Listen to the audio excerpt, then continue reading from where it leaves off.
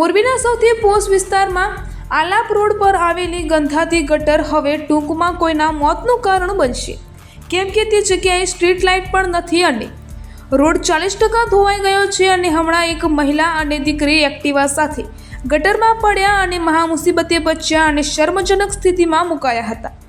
તેમ છતાં પ્રશાસન જોવા સુધી આવ્યું નથી। મોરબીના પોશ વિસ્તારની આ હાલત હોય તો મોરબીના અન્ય વિસ્તારનું શું હાલત હશે તે અનુમાન લગાવી શકાય।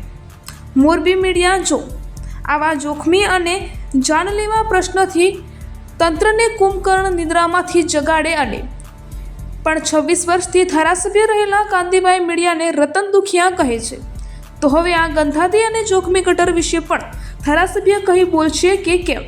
નામ મનસુખભાઈ મોહનભાઈ કગથરા, આ દેવ પાર્કનું નાકું આલાપ રોડ। આ જે ગટર છે એ ટોટલ રોડનું 40% ધોવાણ થઈ ગયું છે।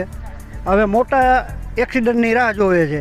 એક દીકરી અને એક બાઈ 15 દિવસ પહેલાં અંદર ગરી ગયા હતા કીચડમાં, મોટરસાઇકલ સહિત માન કાઢ્યા છે અને ડોલથી પાણીની ડોલુથી ધોઈને સાફ કરીને અમે જોયું છે અને ઘરે મૂકી આવ્યા છીએ, બરાબર। હવે આ એક્સિડન્ટ જે થશે ગાડીની અંદર જેટલા આદમી હશે બધા એક્સપાયર થઈ જાય, મરી જાય, બરાબર। એટલે હવે તંત્રને જાણ કરવામાં આવે છે કે આ જોવો અને જાણો, એક્સિડન્ટ થયા પહેલાં આનો રસ્તો કાઢો।